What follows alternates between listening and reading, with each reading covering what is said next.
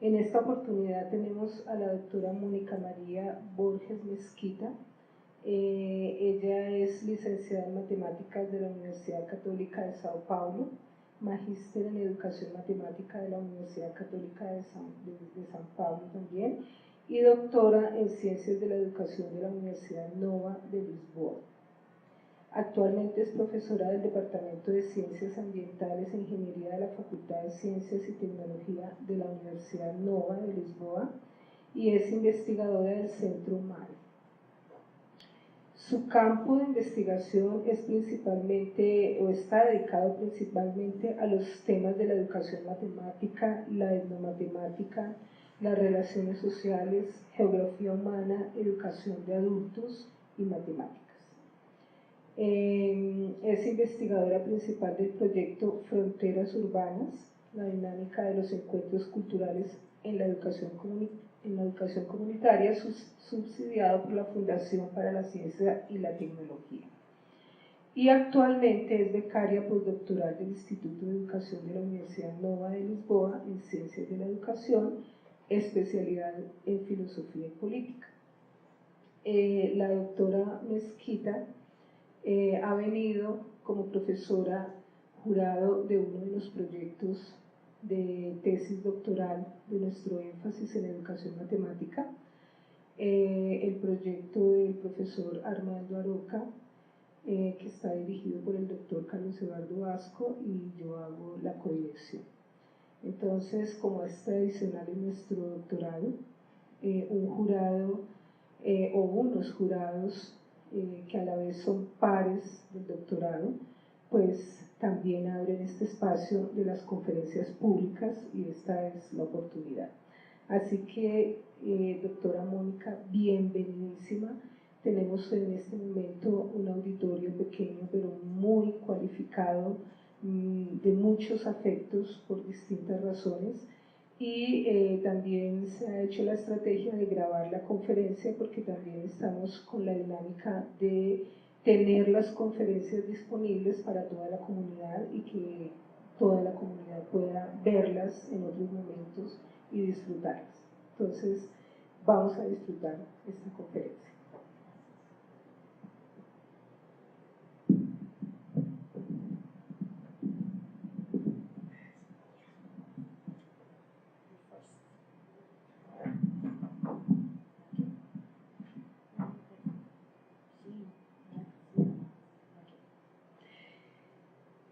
Buenos días, no buenas tardes. Atención para el micrófono en movimiento.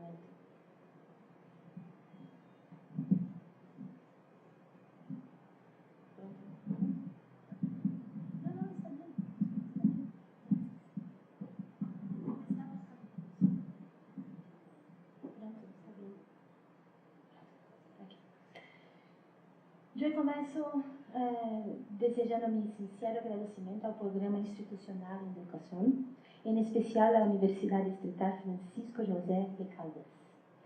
Estando mis gracias al colega profesor Dr.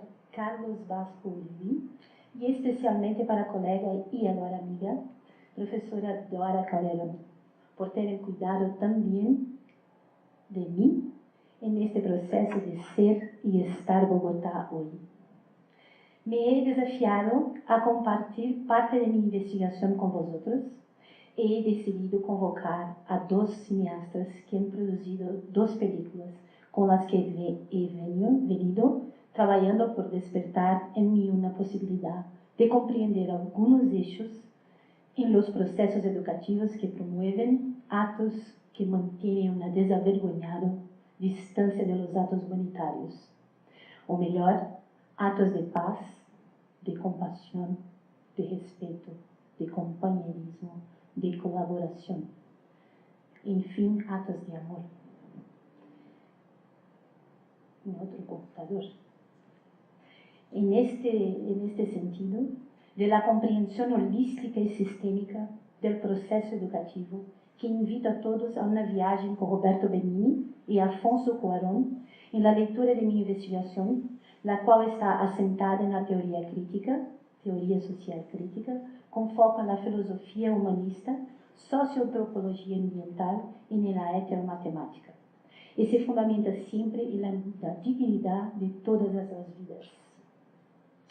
Por hecho, este viaje transcurre teniendo como foco los lugares de aprendizaje que ocurren en los espacios de encuentros, lugares externos e internos, ligando al realismo mágico propuesto por García Márquez.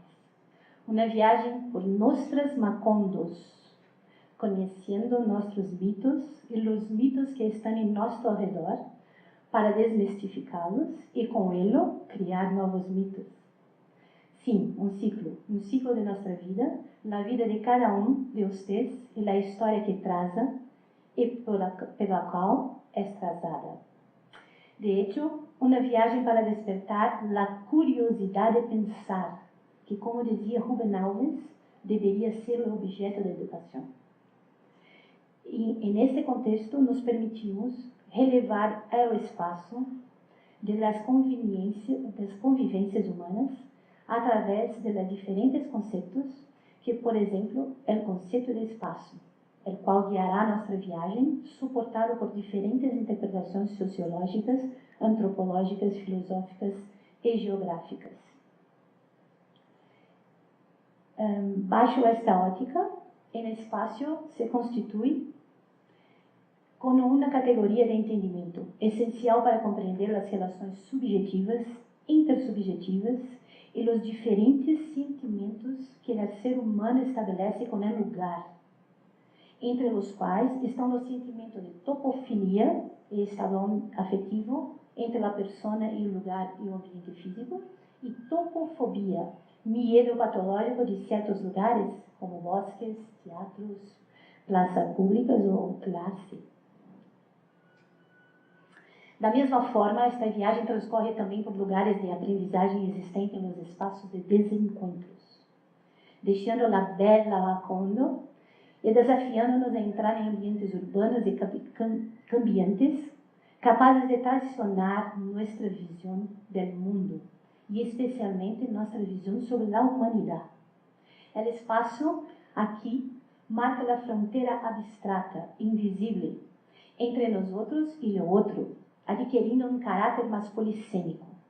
Um museu em la subjetividade presente em nossas vidas, que muitas vezes está repleta de valores alegóricos e simbólicos, que enfatizam a dicotomia e alejam os diálogos.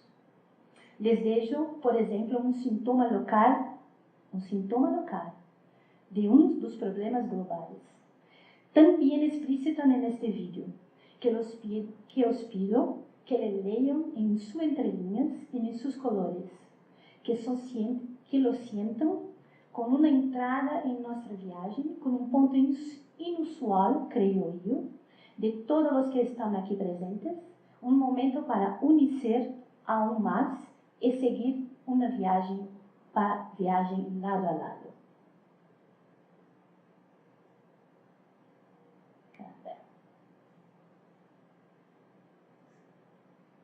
Oigo un llanto que atraviesa el espacio para llegar a Dios. Es un llanto de los niños que sufren, que lloran de terror. Es el llanto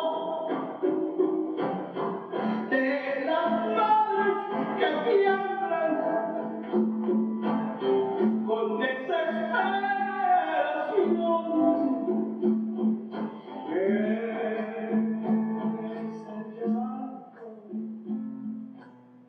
Es el llanto de Dios. Violencia, maldita violencia. ¿Por qué te enseñas el teñir de sangre la tierra de Dios? ¿Por qué no dejas que me chaparase a nueva floración? Violencia, ¿por qué no permites que reine la paz? Que reine la paz, que puedan los niños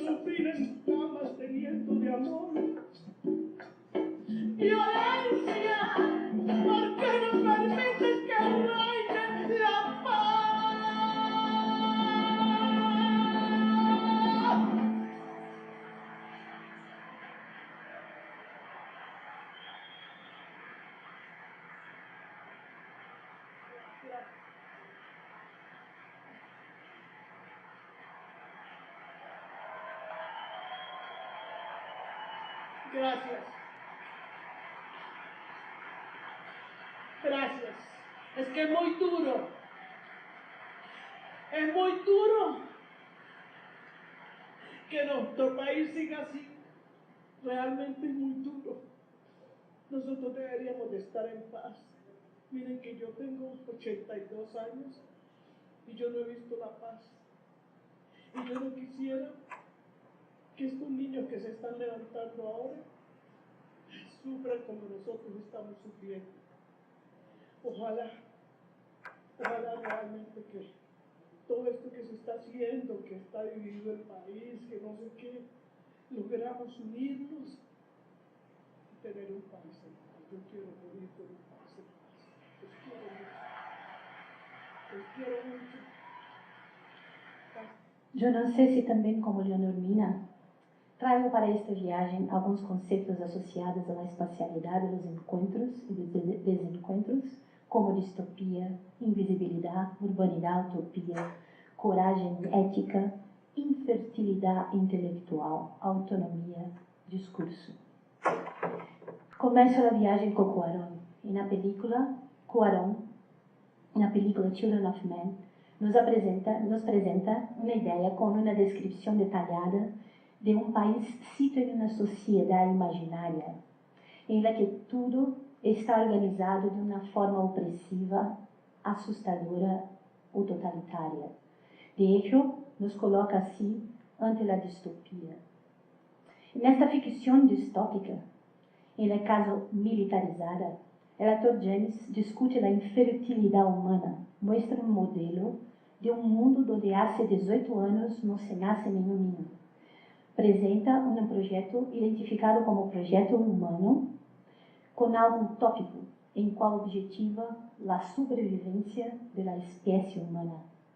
Os membros desses projetos, que são muito poucos, estão infiltrados na sociedade distópica e podem ser entendidos como educadores, sempre que tenhamos neste conceito a maestria da alteridade, como reclama Paulo Freire.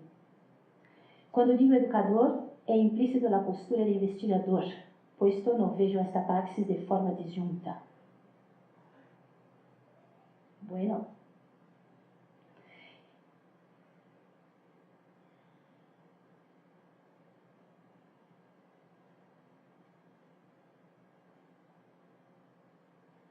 Nesse guión, o diretor Cuarón aporta um fundo que nos permite ir mais além, confrontando-nos com problemáticas como o indivíduo real, a dialética de herói ativo, passivo, ativo, a dicotomia alienação-ato, a transversalidade da urbanidade, o desplazamento de corpos, a verdadeira infertilidade, la vecindad y la afectividad.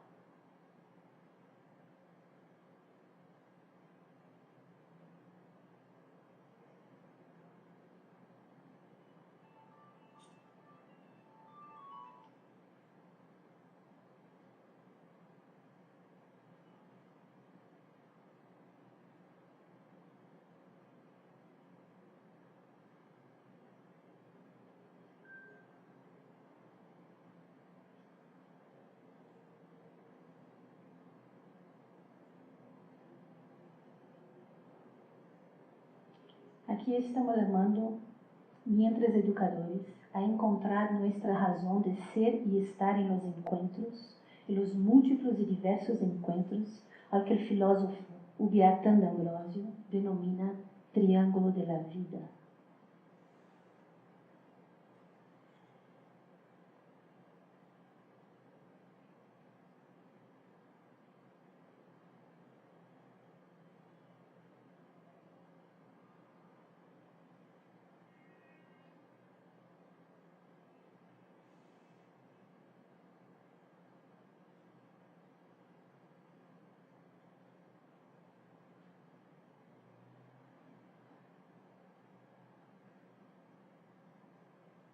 Aqui estamos chamando direta e explicitamente a reflexionar sobre a topologia humana, nuestra influencia en la construcción de los espacios relacionales y la influencia de esos espacios en nosotros.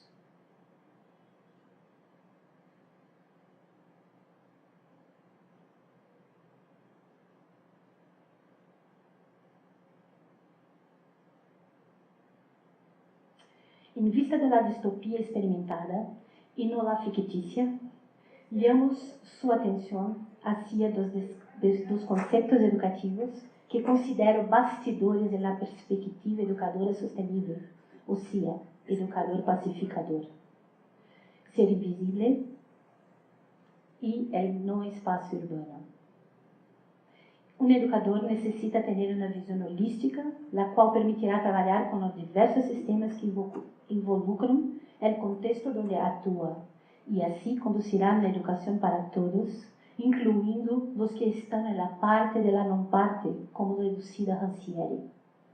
Sabemos bem que la invisibilidad de muchos seres humanos se conecta directamente con nuestra infertilidad intelectual. Quando em nosso trabalho reproduzimos a opressão e a obediência civil, se há currículo, se há distanciamento da comunidade, se há o mantimento de contenidos obsoletos da realidade que nos sobre. Sabemos bem que nossa infertilidade intelectual se refere ao medo de transgredir e quedarmos fora. Sabemos bem que nossa infertilidade intelectual é nossa cegueira de ver mais allá de nossa posição cômoda de propagador político. É necessário trabalhar lado a lado das pessoas que são parte da não parte e mirar o espaço envolvente como produto, pois é produzido e como força de produção.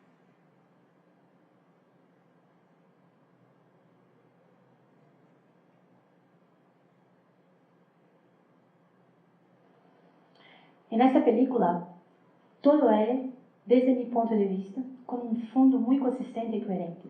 James assina o projeto humano dentro de um grande barco que rodeia a este último país minimamente esperançado, tendo a bordo humanos que cargam uma filosofia humanista de ser e não temer.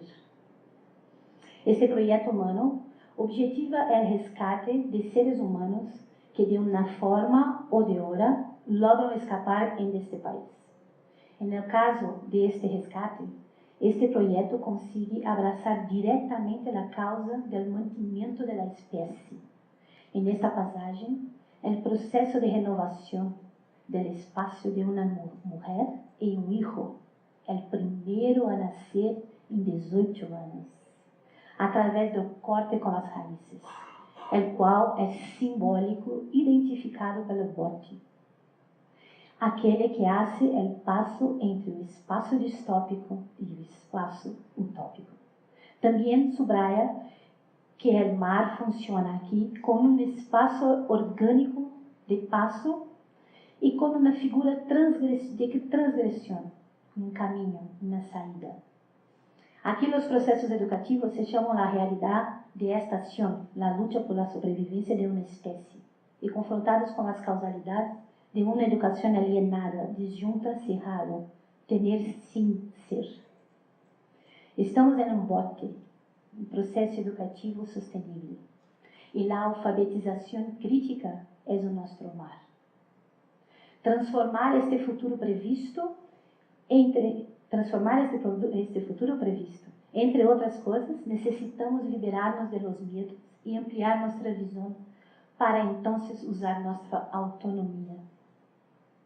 En este sentido, em busca de la construção de processos educativos libertários, me agarro à teoria da genealogia de moral de Nietzsche, la qual clama a relevância da coragem de atacar nossas próprias convicções, e solo desarroladas em um terreno seguro, aislado. He trabalhado também com a teoria ecológica de saberes de Boaventura de Sousa Santos, buscando ampliar as visões cerradas, cíclicas em si, e responder às necessidades atuais de uma sobrevivência com dignidade através de processos educativos bottom-up, ou seja, processos educativos construídos com todos os associados em eles.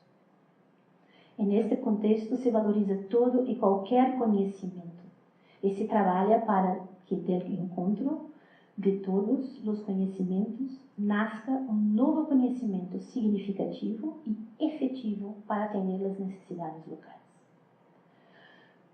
Para pensar nas necessidades locais, temos que considerar possibilidades e os desejos que abarquem esse contexto. Neste sentido, convoco Benigni para usar nossos pensamentos e os múltiplos contextos que vivimos como educadores e os deixo com um pequeno fragmento da Vida Bela, uma obra repleta de inumeráveis elementos poéticos, os quais se desenrolam aqui para enfrentar-se a tragédias humanas e indicam uma intenção estética insertada na retórica do humor.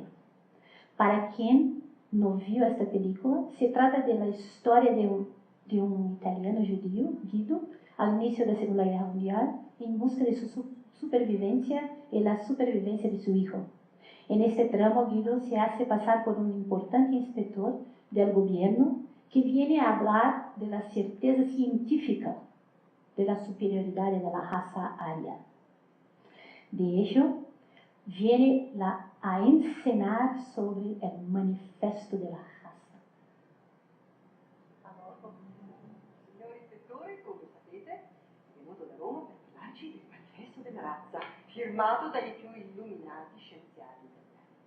Egli, siamo onorati, ci dimostrerà che la nostra razza è una razza superiore, la migliore di tutte. Seduti, bambini?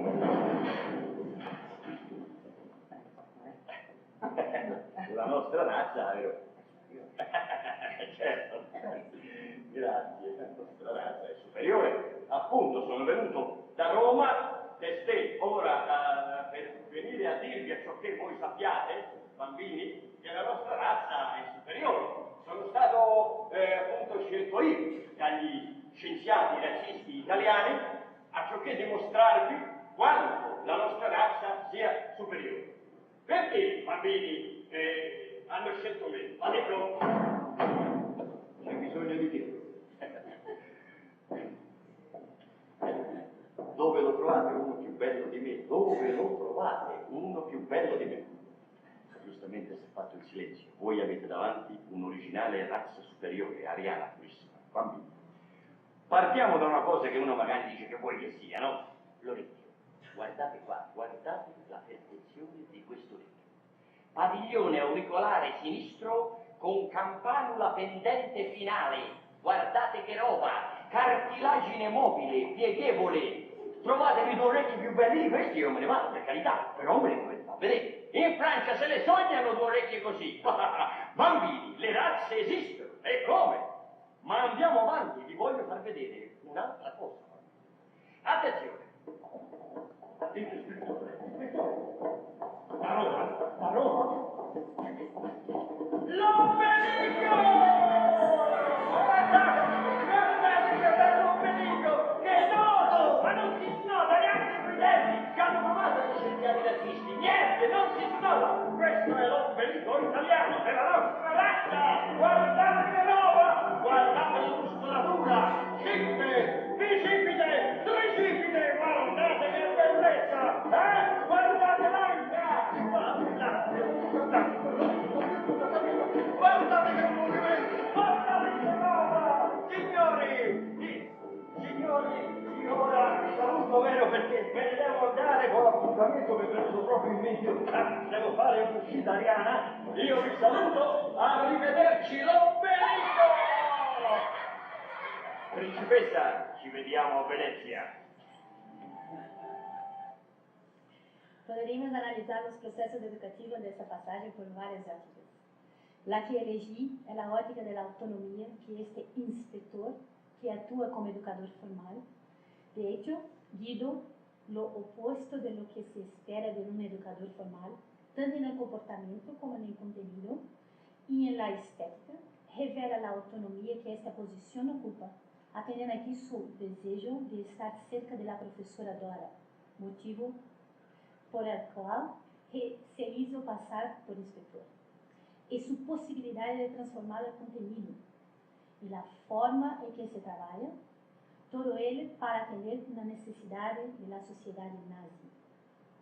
En este caso, la autonomía se revela como un acto de coraje y de fertilidad intelectual. De hecho, se espera que la educación ordene, traiga estabilidad e éxito. Sin embargo, vivimos en un momento de creciente desorden e imprevisibilidad, en el cual el resgate de los valores humanos pasa por nuestra autonomía en los procesos educativos, en sus múltiplos contextos, buscando la transformación socioeconómica y la civilidad plena. Considerando la autonomía como una posibilidad objetivada, llamo su atención para el acto de estar dentro o fuera del sistema reproductivo, como identificado pelo filósofo esloveno Slavoj Žižek, al cual, como educadores, estamos submetidos como pieza local fundamental para el mantenimiento del orden global de exploración y opresión.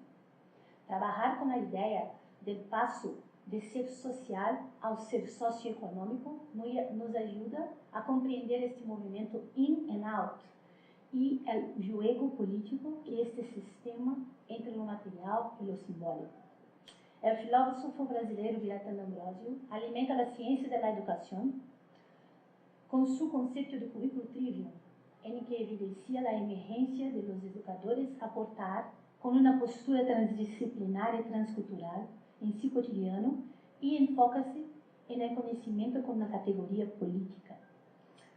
De la misma forma, el filósofo francés Etienne Balibar nos regala con su reflexión sobre el concepto político de ciudadanía y sus relaciones temporales actuales, discutiendo la ciudadanía sobre tres grandes pilares: emancipación, transformación y civilidad. A continuación, pone de relieve ¿sí?, el concepto de institucionalidad desarrollado por el educador Paulo Freire, que establece el aspecto del educador para el amor relacional, la aglutinación social, lo que nos une, y la acción comunitaria y no aislada del educador. Se trabaja en este contexto para el sentido, para la contra-gentrificación, la contra-petrificación de las instituciones. Se enfoca mucho en lo que los griegos definieron como paideia. Pero como educadores tendremos que estar atentos a la ingenuidad del proceso de ser autónomos. Ven en esta pasaje como Benini nos brinda con un discurso embebido de buenas prácticas y buenas intenciones para proteger al hijo, invirtiendo la realidad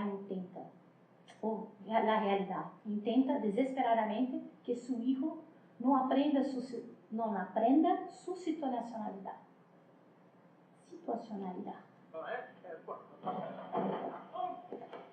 Achtung! Ruhe! Gibt es hier einen Italiener, der Deutsch spricht? ¿Qué ha dicho? Busca a alguien que hable alemán y explique las reglas del campo. ¿Sabes alemán? No.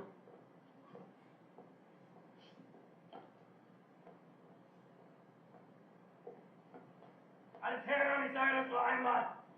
Empieza el juego. Quien no haya llegado ya no juega. Ihr seid nur aus einem einzigen Grund in dieses Lager transportiert worden. Se precisan 1000 puntos. El primer clasificado ganará un carro blindado nuevo. Aber menuda suerte. Jeder Versuch der Sabotage wird mit dem sofortigen Tod bestraft. Die Hinrichtungen finden auf dem Hof durch Schüsse in den Rückenstand. Cada día leeremos la clasificación por aquel altavoz de allí. Al último clasificado le colgaremos un cartel en el que dirá Asno, aquí, en la espalda. Ihr habt die Ehre, für unser großes deutsches Vaterland arbeiten zu dürfen, das Bau des Großdeutschen Reiches teilzunehmen. Nosotros estamos en el equipo de los supermanos que gritan sin cesar. Quien tenga miedo pierde puntos. 3 Grundregeln solltet ihr nie vergessen. Erstens, versuche nicht zu fliehen. Zweitens, folge jedem Befehl ohne Fragen. Drittens, jeder Versuch eines Aufstandes wird mit dem Tod durch Erhängen bestraft. Ist das klar? En 3 casos se pierden todos los puntos. Los pierden 1, los que empiezan a llorar. 2, los que quieren ver a su mamá. 3, los que tienen hambre y piden la merienda. ¡Nada de eso! Ihr solltet wirklich sein, die Arbeiten zu dürfen. Es wird niemand etwas geschehen, der die Vorschriften befolgt. Es muy fácil perder puntos porque hay hambre. Yo mismo ayer perdí 40 puntos porque no pude aguantar y pedí un panecillo con mermelada. Woran kann es alles? De albaricoque. Noch etwas. Y él de fresa. Bei diesem Film. Alles raus auf den Hof, aber schnell. Y nada de chucherías, porque no os vamos a dar, nos las comemos todas nosotros. Antreten 2 Einheiten. Yo ayer me comí 20. Schwein. Me duele la barriga, Jeden Morgen. pero estaban buenas, Dieser Pill. os lo aseguro. So, das wollte ich euch noch sagen. Und hinten werdet ihr arbeiten. Ihr werdet die Dimension des Lagers leicht begreifen. Perdonad que me vaya enseguida, pero estamos jugando al escondite. ¿Me voy corriendo o me tocará parar?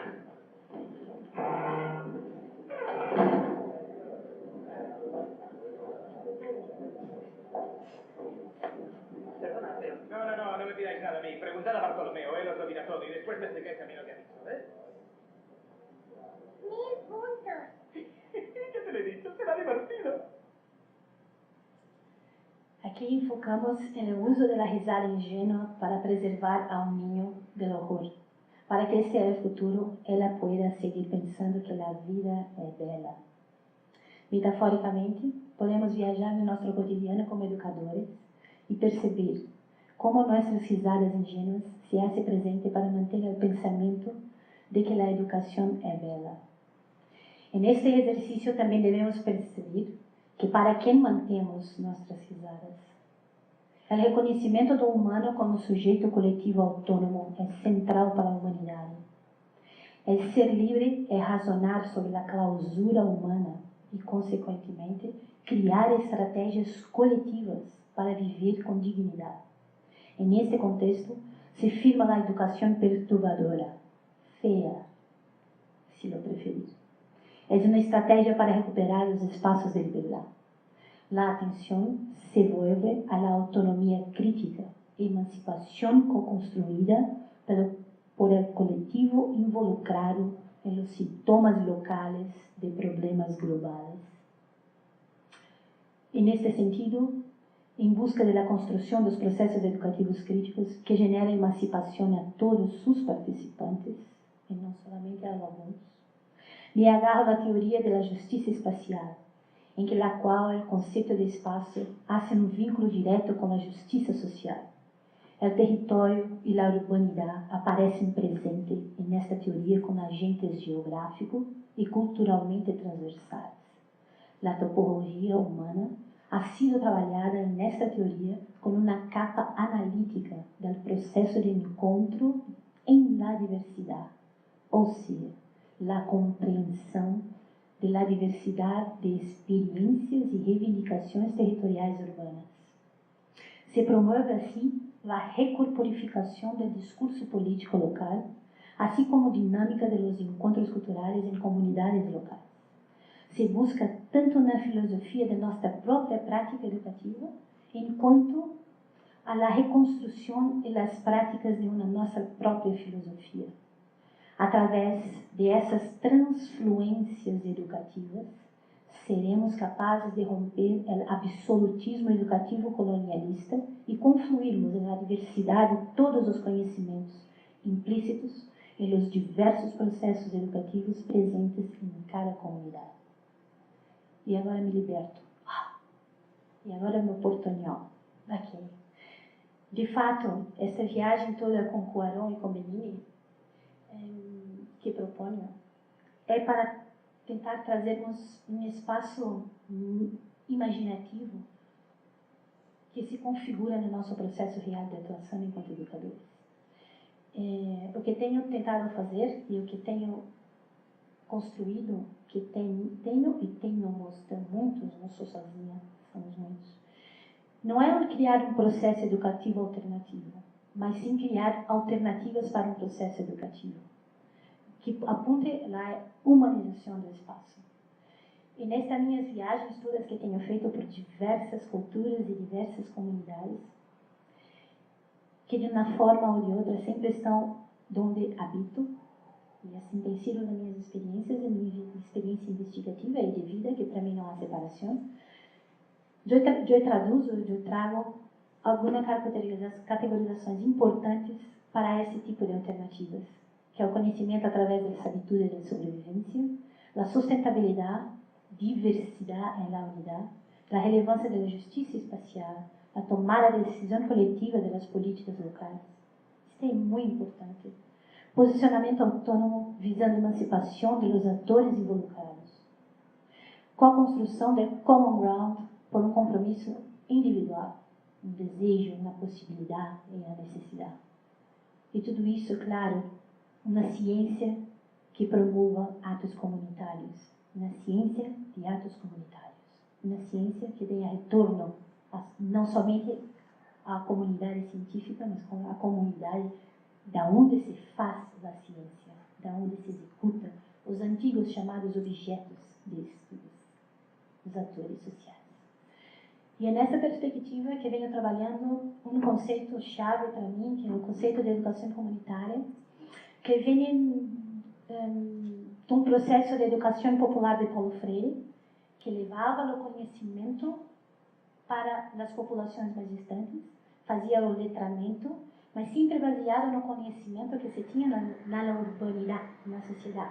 E claro, muito claro, foi meu mestre, e sempre percebi nas aulas que me deu, que era muito claro que isso era mesmo na capacitação local para a emancipação. Esse era o desejo. Mas eu tenho percebido que com este movimento perdemos os conhecimentos que estão no local, da educação que já existe em cada comunidade e os conhecimentos que fizeram aquelas comunidades sobreviverem. Percebi isso tanto nas minhas experiências com os indígenas, com 3 etnias indígenas no Brasil, que são etnias de interior, que não têm contatos, ou com etnias, com 3 etnias também que trabalhei, já com etnias de contato mais urbanas, no sul da Bahia. Percebi isso claramente quando trabalhei na minha tese de doutoramento, que teve uma análise de campo de mais de 10 anos, com os ninhos de la calle de São Paulo. Percebo isto onde moro e onde trabalho em projeto Fronteiras Urbanas com os pescadores e com uma favela, sim, uma favela em Lisboa, sim, na capital europeia. Vamos desmistificar que isto não é um problema global. Não é um problema local do Brasil ou de Colômbia, ter bairros ou ter favelas. Não é. Isto são apenas sintomas de um problema muito transgressor e muito global. Tenho andado em cima do que chamam e de costumo chamar sempre, e sempre aberto a mudanças, claro, de postura etnomatemática. E é com isso que trabalho com a etnomatemática, com o que o olhar etnomatemático pode trazer para nós outros no sentido de processos educativos, que são os olhares transculturais, de complementariedade, de alteridade crítica, e em especial o meu trabalho, que é na estrutura curricular comunitária. E agora trago para vocês as comunidades das fronteiras urbanas, que são as comunidades que habito hoje, okay? E de onde é meu trabalho. A primeira é uma comunidade pesqueira, que por incrível que pareça não pode pescar. Há tantas restrições políticas, para além das temporais, que já existem no inverno, que já se dificulta muito. Há tantos limites e tantas incoerências nas construções de leis locais, que chegamos ao ponto de estarmos morando numa cidade que se chama Costa de Caparica, fundada pelos pescadores, e os pescadores não podem pescar. A outra comunidade é uma comunidade que chamamos de bairro, e aqui é barrio, que não tem água. Eu estou falando de 20 quilômetros do centro de Lisboa. Eu estou falando do outro lado do Rio Tejo, porque Lisboa está banhada por um rio, e do outro lado do rio, na margem sul, nesta margem, perto do mar, existe uma cidade chamada Costa de Caparica. Eu estou falando de um centro urbano, de uma capital europeia. E tienes há mais de 4 séculos muitas pessoas que não têm água, que não têm alcantarillado, que não há a menor infraestrutura, que eles copitam a água de Deus e que têm um conhecimento de se produzir a água como ninguém e que provavelmente um dia necessitaremos do conhecimento dessas populações. E se criou um novo... Isto é um exemplo de quanto eles caminham, este traçado rojo é o caminho que fazem para pegar água todo dia. E a bolinha roja é esta bica, onde aparece o desenho, e que durante 8 anos, por um governo mais ditatorial ainda, local, se tampou a bica. Então deveriam andar mais. Poderia estar aberta a bica. Mas é uma coisa inacreditável. Isto é onde eu moro. Muitas pessoas que lá moravam não sabiam disso. Muitos amigos da universidade, que a universidade é muito cerca, não sabiam desta realidade do bairro. E muito menos da realidade da pesca. E depois de muitas discussões e do movimento popular que se tornou, porque eram meus amigos, pais e filhos de hijos, amigos de meus hijos, e que conhecia, e que se foi formando uma comunidade e que chamamos e autodenominamos de fronteiras urbanas. Este nome foi dado por um líder do bairro. Depois de muitas discussões, vamos colocar um nome, vamos, e se colocou este. E conseguimos nos identificar com mais de 50 pessoas e voluntárias que éramos então, neste momento, um movimento social, um movimento popular. E tentamos fazer muitas coisas, desde uma escola, ter uma escola de madeira, e se construir, e fazer uma biblioteca dentro do centro do bairro. E uma das coisas que sempre do começo tínhamos em mente é que precisávamos unificar as duas comunidades locais, porque distintas eram muito mais fracas, e se unissem, ficariam muito mais e muito maiores em quantidade do que o resto da comunidade local. Então, esse trabalho de aproximação de espaço, de reconhecimento de vizinhança, foi um trabalho muito intenso. E o objetivo eram apenas 3, que era a população da pesca necessitava de ter voz, e queria ter voz, mas elas tinham voz, não tinham espaço para voz, porque voz todos temos. Não temos espaço, de novo, para as vozes. E a comunidade de bairro que necessitava muito de ter água. E os interessados de academia, que são meus colegas que foram chegando, quando sabiam do que acontecido, gostaríamos muito de praticar uma educação emancipadora. De como fazer isso? Então, um exercício bottom-up. E isso tudo foi mesmo feito entre nós outros, todos nós. Então, tínhamos questões de base, eu trouxe 3 para vocês, que era quando eu sugeri, depois de muitos enganos de tentar projetos sociais locais, e ser de polícia vir e desmanchar a casita, muitas coisas. E muita perseguição de polícia local e do governo, resolvemos apresentar um projeto acadêmico que se chamasse Fronteiras Urbanas. E eu disse, é uma forma de estarmos juntos, porque temos um papel que existe um projeto, portanto, estamos juntos. Não há polícia que diga, o que fazes aqui no bairro? Está comprando droga? Não, claro que não. Estou com meu amigo bebendo uma cerveja ou tomando uma água, e estamos discutindo, estamos conversando. Que não podiam estar juntos. E percebiam que juntavam, queriam desmanchar.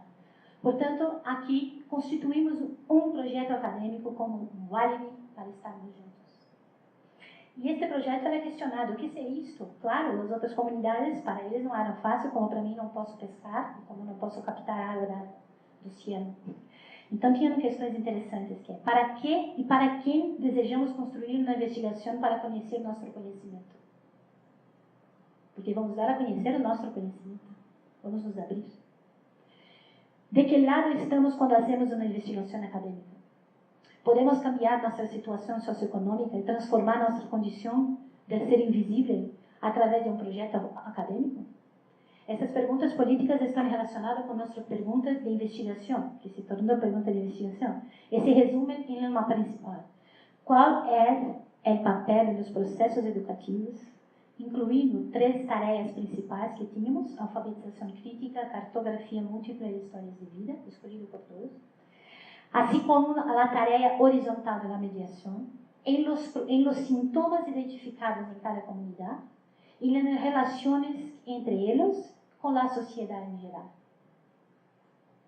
E com essa questão aplicamos na candidatura e se ganhamos a primeira candidatura de uma educação não escolar em Portugal. É até agora a única.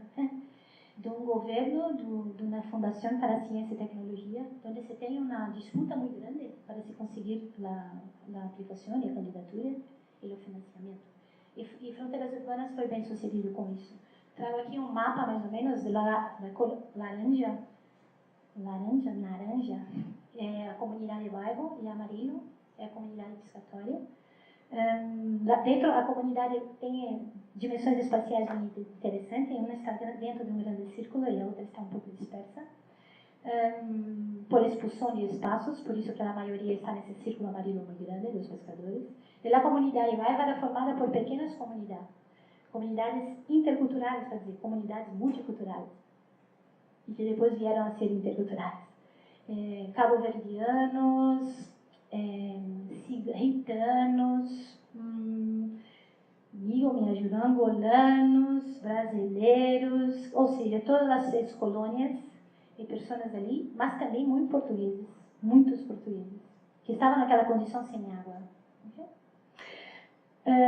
E nossa estrutura de investigação foi assim. Quem fez esse processo foram as 3 comunidades. Onde era na costa, o que queríamos? Um currículo comunitário. Queríamos desenvolver, queríamos conhecer como se eram os processos educativos em cada uma das 3 comunidades acadêmicas também. E como? Fizemos isso através da etnografia crítica. E para quê? As nossas tarefas científicas desenvolvidas como álibi para ganhar o projeto, que era a alfabetização crítica, que tinha sido pedido por algumas pessoas do bairro que gostariam de ler melhor ou de aprender a ler, e etc. A comunidade pescatória nunca se diz que não se sabe ler, mas também não sabe, não se pedia, e depois entrou no processo. A cartografia múltipla, que era eles precisavam e necessitavam saber onde estavam, também foi um pedido da comunidade bairro. Não sabíamos de certo nossos direitos, o que estamos, o que é ser assentado, quais são os direitos. Então era uma cartografia múltipla, não só dizendo sobre a geografia, no espaço geográfico, mas também no espaço de direito, no espaço afetivo, nas diferenças culturais que existiam na comunidade bairro e também na comunidade pescatória.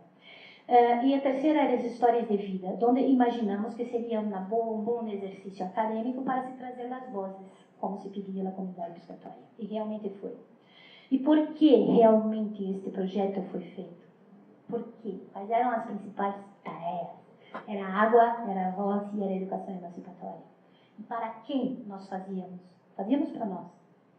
Para mais ninguém. Para nós. Pronto, e o currículo comunitário, uma muito breve passada no que será, pode ser um currículo comunitário, me baseio totalmente no currículo Trivium de Bertano Ambrosio, totalmente. Apenas o comunitário é porque não olho para uma sala de aula, estou olhando para um exercício de comunidade, mas que também tive alunos que se discorreram no currículo comunitário dentro de uma classe, de uma escola, olhando para a classe como na comunidade. E, de fato, o que nós queríamos era conhecer, compreender e construir em diálogo. Isso é a etnomatemática. Queríamos conhecer, compreender e construir em diálogo as diferentes ticas, não no exercício etimológico, ou as diferentes formas, artes, técnicas e modos, de matema, de explicar, compreender, manejar, viver com, as atividades e conhecimentos locais em las etnos, que para o Bertano Ambrosio, na etno, se resume nas realidades socioculturais, políticas e naturais.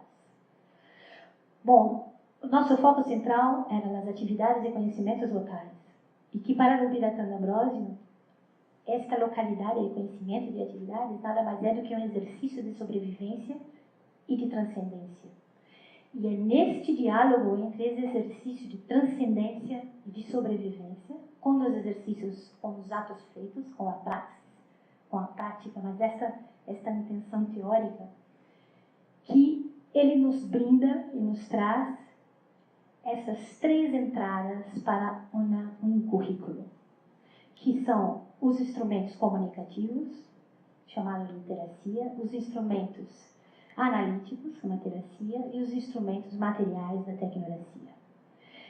Então, essas 3 entradas eram as entradas tanto as entradas de observação que tínhamos no campo, e atenção, a observação era feita por todos, não só pelos membros acadêmicos, por todos. Nos capacitamos para ver o que seriam instrumentos intelectuais, o que seriam instrumentos analíticos, comunicativos, materiais, e essa foi a nossa entrada de observação.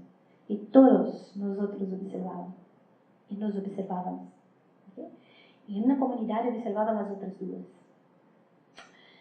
E também foram na nossa categoria de análise, okay? Para trazer algo e dar algo e contribuir com um enfoque mais sistematizado, como era necessário, porque era um projeto acadêmico. E aí trago para vocês 3 slides com atos e exemplos que fizemos. Um primeiro grande de sistematização era escutar as vozes locais, sacá-las do silêncio e estreitar o vale da invisibilidade. E isto foi muito feito de várias formas. Trago aqui três exemplos, que eram os talheres, as conferências, os encontros intercomunidades e os artigos científicos, que eu vou repetir no outro, porque é muito importante isso para mim. Foi muito importante. Nunca no território nacional se apresentou numa conferência, num seminário, nunca uma pessoa de uma comunidade sozinha. Preparávamos o PowerPoint juntos, preparávamos o que iríamos dizer junto, o PowerPoint em todos os sentidos do conteúdo, e então íamos 3 pessoas. Nessa fotografia de cima, podemos identificar no canto esquerdo em cima, o primeiro membro do bairro, a primeira pessoa é um líder do bairro, Durval Carvalho. Depois aparece Io de cor-de-rosa, e a pessoa que estava dinamizando a sessão num congresso, na Conferência Nacional. E por último, um pescador, um líder da comunidade pescatória. Portanto, éramos nós 3 e íamos falar ali sobre os ex-invisíveis. Isso era a comunicação. Okay? Portanto, esta abertura que tivemos de quando alguém da comunidade científica era convidado a falar do processo, de não irmos sozinhos, era também uma capacitação para as outras 2 comunidades, de trazermos esta comunidade, as outras comunidades, para trabalharmos e observarmos. E dizer para quê, por que assim, por que não assim, que isso retorna, que isso não retorna. Era um processo, foi um processo muito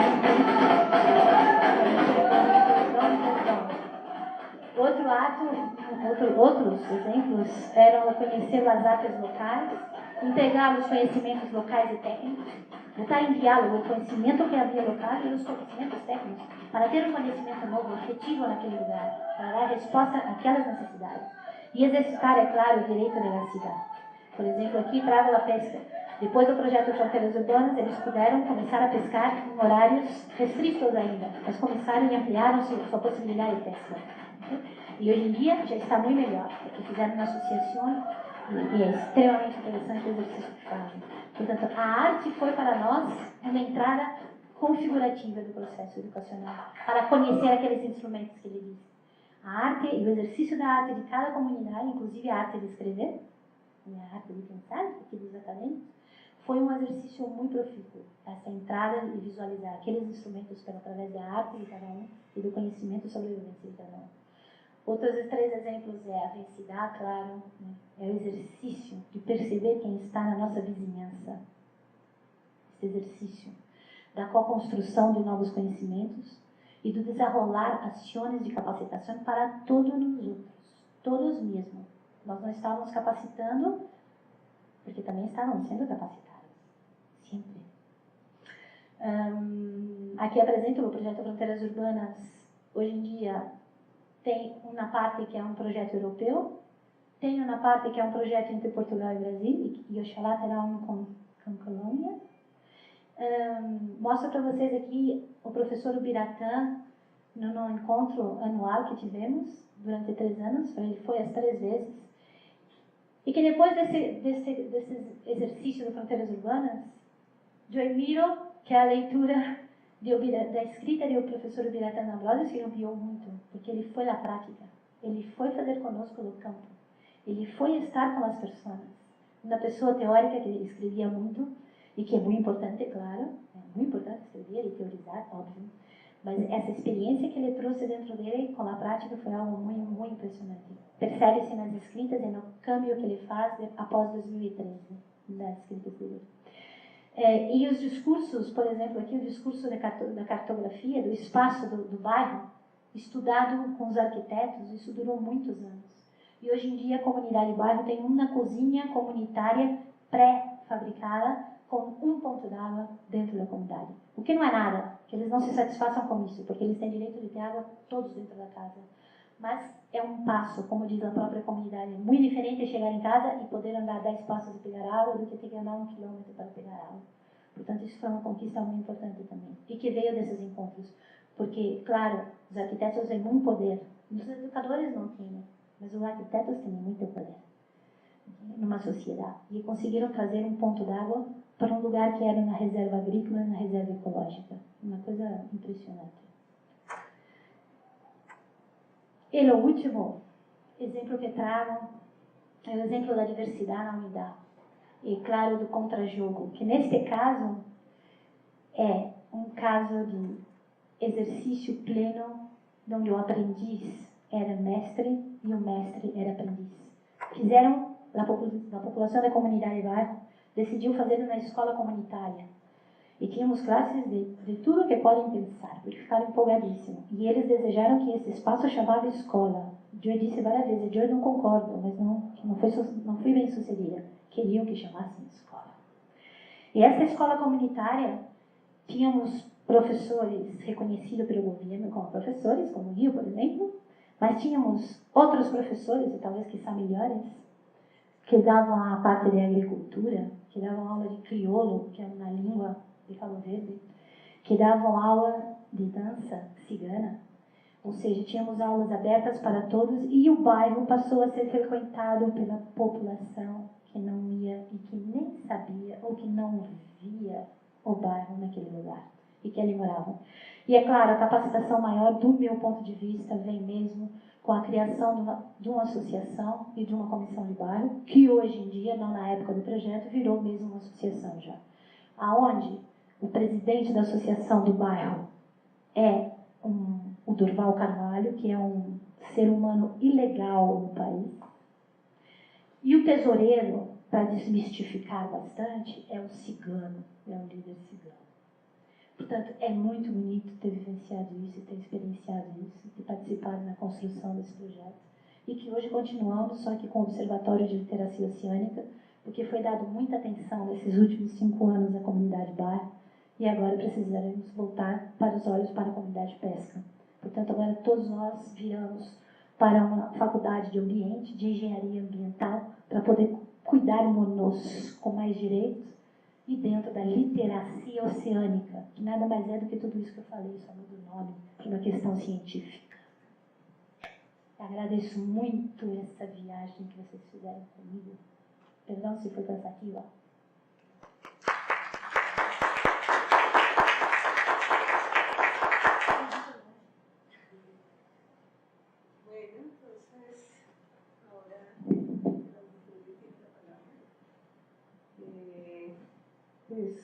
Estamos grabando, entonces por eso usamos el micrófono, pero creo que estamos cerquita y podemos interactuar entonces con la profesora Mónica.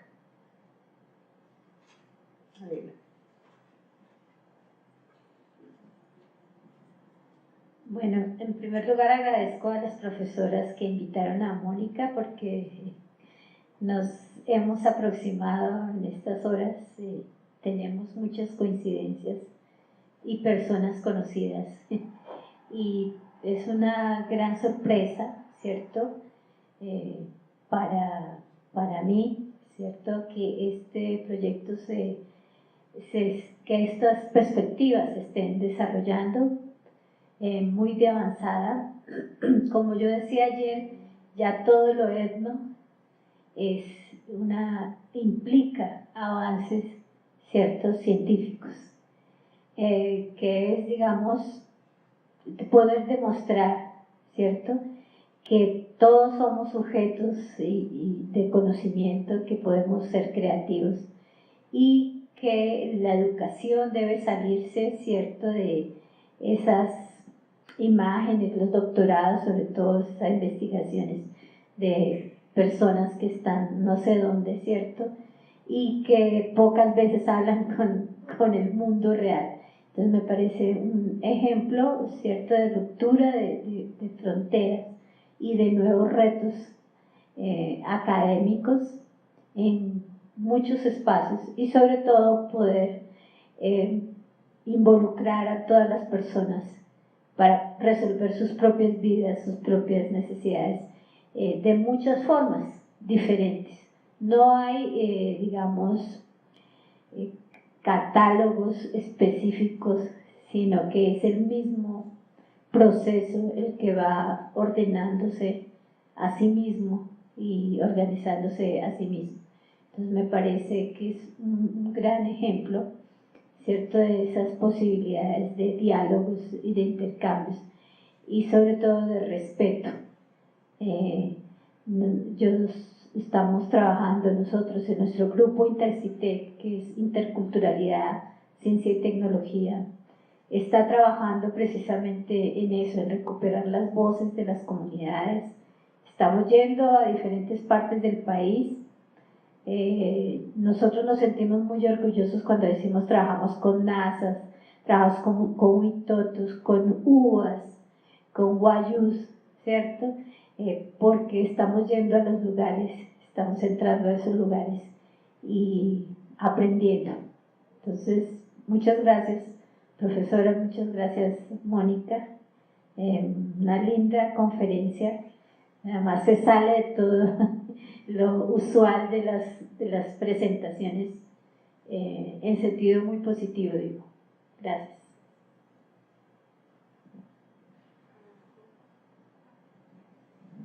Bueno, yo tengo una pregunta. ¿Puedo preguntar? Mi pregunta es sobre tu rol y las reflexiones que tienes sobre tu agencia en este tipo de proyectos. Tu reflexión sobre teu papel, porque estás en una posición de frontera, como lo dice como creo que lo sabes, que lo que estás produciendo muchas veces es invisible para el radar académico. El radar académico lo que pide son papers, tesis, libros, pero el proceso en el que estás no va a producir eso, ¿sí? Entonces en lo que se invierte el tiempo y el esfuerzo, pues no va a ser valorado lo suficiente.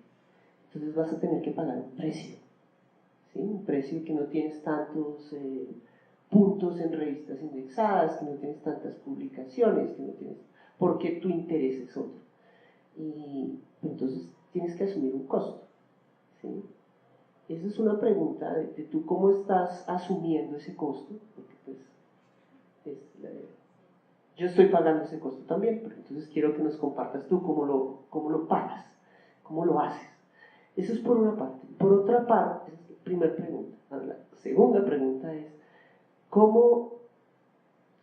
¿qué reflexiones tienen en el proyecto de Fronteras Urbanas para que este contacto con la academia y con ciertas formas institucionales no terminen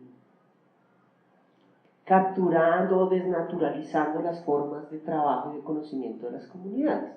Es decir, yo también tengo algunas experiencias con colegas NASA, maestros de escuela que van a un congreso, y yo mismo me pregunto, bueno, ¿hasta qué punto el ejercicio empieza a agotarse y a hacer incluso inocular cierto tipo de formas que no existían y que no necesariamente son positivas?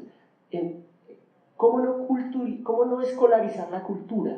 ¿Cómo no academizar la cultura con este tipo de ejercicios?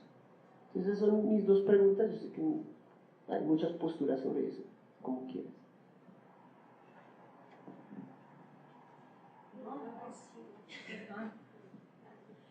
Gracias, Adela, pela sua manifestação. Primeiro, quero pedir muitas desculpas pelo meu portunhol. Aldo, a primeira questão tem várias respostas, porque não é uma questão. Mas o que me fica guardado no coração é o valor, né? Como valorizar isso academicamente. A minha pergunta, foi a tua pergunta, não? Um dos pontos da pergunta foi esse, certo? O valor acadêmico, como que eu me viro com isso, o que faço com isso. Sinceramente, não almejo ser uma professor, uma catedrática. Almejo estar na academia porque sou da academia, não posso negar. Eu não gosto da academia. Mas só transformamos o meio que não acreditamos e acreditamos que seja o mais opressor se entrarmos nele. Não acredito que se transforma de fora. Compreende?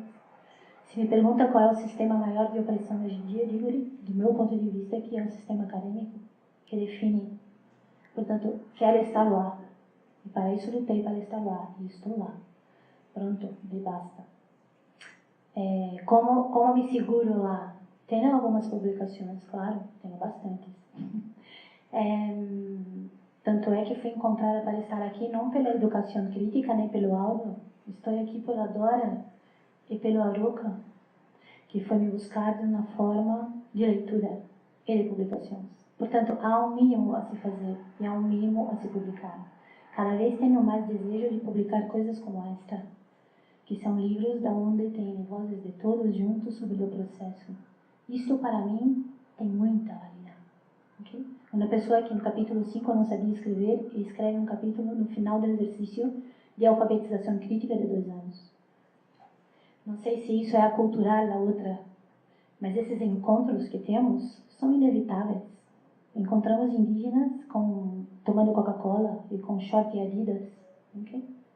Portanto, como trabalhar para manter a dignidade da vida nos encontros? Esses encontros existem, Aldo. E lá a aculturação acontece a cada dia e a cada instante. Portanto, basta uma posição mais dura, e eu acho que aí entra na outra questão tua, não sei. A forma de se considerar o conhecimento do outro não é apenas de saber o conhecimento do outro. É a utilizarmos nós três academias, 3 grupos, 3 comunidades, usarmos os nossos conhecimentos em momentos diferentes. Um vale mais para um momento, outro vale mais para outro momento. E o fato deles terem vindo trabalhar conosco, veio quem quis. Não foi ninguém imposto, claro. Mas, vamos fazer um artigo sobre isso. Um ouvia e falava, o que é um artigo? Não, vamos escrever sobre isso. Eu posso participar? Foi mesmo assim. Não foi nada imposto.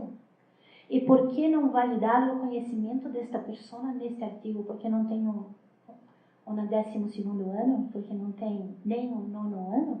Não, isto não. Na parte da escrita a gente transcreve, porque ele pensa. E é uma forma de abrir um momento de voz. Não estou aqui fazendo um discurso e abro uma citação para colocar na voz. Não. O discurso está impregnado daquele conhecimento. Portanto, para mim, a forma de sobrevivência foi nos primeiros 10 anos. Tenho 10 anos de doutoramento. Portanto, o doutoramento é uma forma de um grito de independência na academia. Como doutora, posso promover projetos, posso aplicar projetos. E se eu sou boa, tenho aquilo em mim e construo, eu ganho o projeto. Ganho o projeto e faço o projeto. Com muito pouco dinheirito, porque se ponho muito dinheirito para isso, não me dá o projeto. Portanto, eu trabalho 4 vezes mais que alguém que tem muitos dinheiros e é acadêmico, professor, muito cedo. Não me resolve, não me adianta, porque não tenho o sentimento. Não tenho dentro de mim a verdade de por que faço, para quem faço, o que faço e quem sou eu nisso. Se são questões de investigação, eu não sei. Mas para mim, a linha é muito tênue entre investigar e viver. Para mim, todos os processos de encontro são processos educativos. Portanto, podem cair teóricos muito em cima de mim, mas sinto muito. Existe aqui um processo educativo a cada dia. Somos o dia, não somos? Somos o dia. Nós somos o tempo do dia. Não somos o amanhã nem o nós somos o dia. Entende? E é este amor, isto é um amor pelo conhecimento do outro que tenho. Nada mais. Me alegro imenso de ter vindo aqui e digo-te de coração largo que tive 5 minutos, mais de 5, uns 15 minutos, que ele não para de falar, uns 15 minutos com o professor Vasco, que é como é que ele se diz? Deixa-me ver se eu lembro. para mim existe Pitágoras, Kant, Piaget e Guillot. Okay? E eu. Ele falando, para mim existe Pitágoras, Kant, Piaget e eu. Nesse momento, meu olho encheu de lágrimas, porque eu fui orientada, e sou orientada, por Saul Restivo, que para ele existe Marx, Durkheim, Spengler e ele. Mas é reconhecido. Por quê? Porque é americano. De certo. Porque se fosse colombiano, não seria reconhecido. É tão fechado quanto, porque ele viveu na época de amor pelo que fez. Carlos Vasco é um piagetiano. Eu não sou piagetiana. Mas o que ele me ensinou em 15 minutos de conversa, oh, meu amigo, me pagou todas as viagens que fiz, e 2 aviões, e vale e volta de altitude e tudo mais. Portanto, o reconhecimento do conhecimento do local não é pelo que você gosta ou não gosta. De não reconhecermos o que gostamos. Isso é um falso reconhecimento. É o que fazemos conosco, é o que o governo faz com nós outros. Reconhece o que gosta. Adoro ver cabo-verdiano dançar. Cabo Verde tem um batuque. Vamos construir para eles a hipótese de ter mais material para construir o batuque, mas desde que batuque lá, não batuque aqui. Isso são os governos neoliberais. Dão tudo e você pensa que tem muitas escolhas. Está aglutinado e cefado. E assim nos libertamos da academia, Aldo. Abrindo os espaços da academia, reconhecimento, o valor do conhecimento local. Eu não me canso porque a mesma coisa aconteceu comigo quando encontrei Shlomo Wiener, que é dentro da educação matemática, perdão se não conhecem, mas é um senhor muito respeitado, parte cognitiva, exercício de imaginação mental, conceitos mentais. E que ele é poeta. Ninguém tem o trabalho de saber disso. Cada livro que me publica, cada livro que ele publica, ele me manda. E está escrito em hebraico, eu não entendo nada. Mas aquilo para mim, então, não consigo nem pensar em não encher meu olho de lágrimas.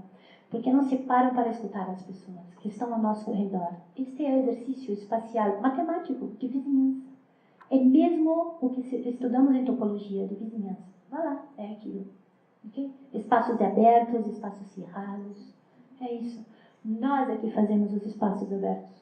Não devemos esperar um bom governo para ter uma boa escola. Escola, para mim, não devia existir. Mas, enfim, outra apresentação. Não precisamos esperar do governo vir. Hoje em dia, sabemos que são os movimentos populares e pequenos que têm força. Saul Restivo passou a vida falando isso. São os movimentos. E este movimento meu dentro da universidade é isso. Não necessito reconhecimento. Sou cumpridora dos meus deveres. Tenho aula, publico o que é necessário, o que eu penso em publicar. Tenho muitos alunos em doutoramento, muitos em mestrado, até mais, porque necessito, é um requisito da universidade. Mas o que tenho muito mesmo é estudantes, não são estudantes, são colegas, fazendo pós-doutoramento comigo. Nos últimos 3 anos que eu mudei de universidade, tudo se abriu. Estava cerrado, estavam me falando. E agora estou na engenharia do ambiente. Porque sobressaio a importância do humano dentro do olhar ecológico. Porque estudam o peixinho, querem salvar o peixinho, mas e o pescador? Como fica? É na outra luta. Compreende? Eu mudei a minha base acadêmica de educação para a educação ambiental e fui parar numa universidade onde todos, quando eu vou assistindo na conferência, falam de peixinhos, fundo do mar, furo de petróleo. Meu Deus, o que eu faço aqui? Faço porque eu também apresento a problemática da pesca local na visão do pescador, não do peixe. Peixe é peixe em espanhol? Peixe. Por isso, não sei se eu te respondi algo.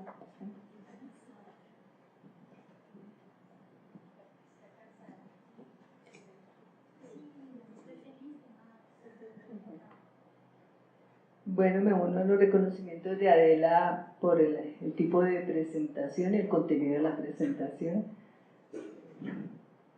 Son, como decíamos ayer, buenos alimentos para el espíritu.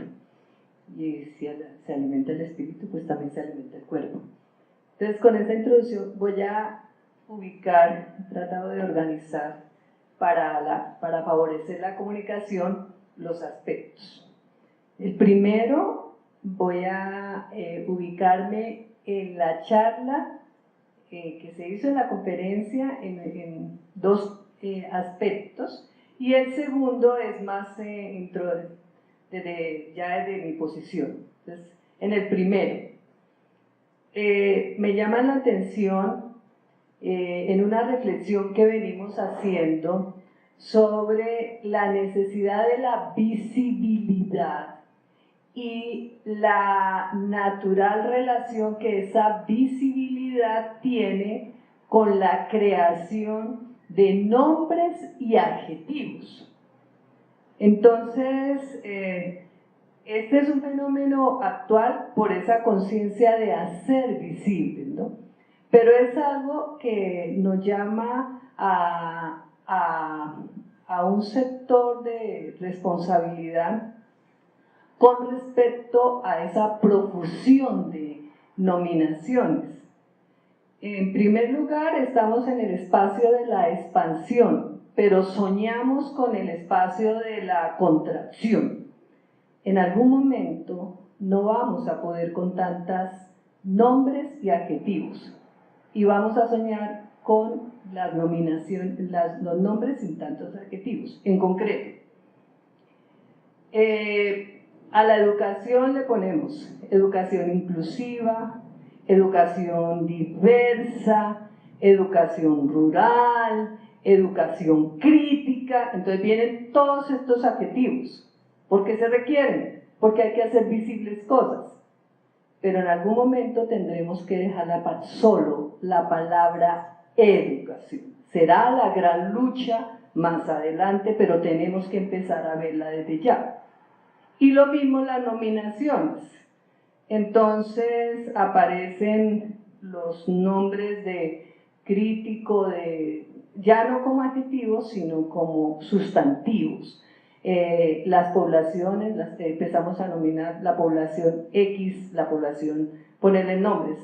Entonces, con este nombre diferenciamos esta población, con este nombre esta otra población, con este nombre diferenciamos este currículo, con este otro nombre diferenciamos este otro currículo. Probablemente también habrá una contracción hacia lo que es lo fundamental. Entonces, esa era lo que me genera la experiencia, porque todos los que estamos en educación la estamos viviendo, de la profusión para ser visibles. Y esa será un llamado a la construcción de unirnos como comunidad en este aspecto. Ese era el otro aspecto de la charla, pues no lo puedo dejar de pasar de alto, porque pues en esa dimensión de educador matemático o en la formación de matemático, veo en las flechitas que ponías en términos de matema, sí, la presentación me llamaba mucho la atención, ya digo, puede ser atrás. Ahí, en matema, en ticas y etno no lo tomé, solamente me quedé en matema. Sí, etno esa no, me quedé reflexionando, o sea, la resonancia me quedó en matema y ahí no me pude salir. Entonces está explicar, comprender, manejar, vivir con, y extraño, aunque extrañaría muchas más palabras ahí, pero siento que el modelar, no sé, explicar, comprender, manejar, vivir con, se le podría poner a matema, a muchas otras palabras, sin ser, y aún si metiéramos también modelar, no le dejaría, pero sería, pensaba yo, ¿por qué quedaron estas y por qué no quedaron las otras, no? Que son de matema por el modelar, ¿no? Entonces, ese es un aspecto que me llamó la atención. Ahí termino la primera parte de educación y la charla y una reflexión, no sé cómo se adjetivará la reflexión. La segunda parte, los educadores matemáticos desde este contexto de la charla. Entonces ya es otra de me llamó la atención otra vez la palabra que hizo resonancia en esta segunda parte fue la de infertilidad, creo que es así. Sí, la infertilidad intelectual. Esa me llamó la atención y por dos aspectos. En primer lugar, pareciera creerse que la charla, bueno, pero puede ser así, es mi interpretación ahí, proyecta al educador hacia las comunidades que están en una situación de muchas vulnerabilidades, como ahora se define vulnerabilidad, ¿no? Entonces, pero hay una reflexión que me ha venido me ha molestado, y con esta charla me molesta más, pero no es la charla sino la reflexión que me está ahí molestando internamente, y hice una metáfora a partir de la charla. Hay en este momento las universidades pueden ser consideradas grandes ciudades. Y en las universidades hay muchas favelas. Sí, estoy en la metáfora, ¿no? Y en este caso, en el espacio, el gran campo de la educación también tiene un espacio geográfico, y en ese espacio geográfico podemos identificar muchas localidades donde la vulnerabilidad hacia sus habitantes es altísima. Entonces, primero en la universidad como gran geografía, ahí hay muchos espacios donde hay alta vulnerabilidad. Entonces, una acción de nosotros como educadores en general está también ahí en hacer estas comunidades, las comunidades que se reflejan en la presentación luchan por el agua. Pero la pregunta que tenemos que hacernos nosotros, si hacemos este ejercicio, lo digo porque estamos en un proyecto con la Unión Europea, trabajando con 14 universidades a partir de las grandes vulnerabilidades que se presentan en las universidades. Entonces, digamos que la infertilidad se vincula a una condición, pero también se vincula las pocas condiciones para seguir viviendo. O sea, el agua del otro lado aquí también tiene nombre. Y nos estamos quedando sin ese alimento fundamental. Entonces, esa es una acción muy grande, como decía Aldo, cuando la vida depende de una publicación, hay algo está pasando, ¿no? Algo está pasando.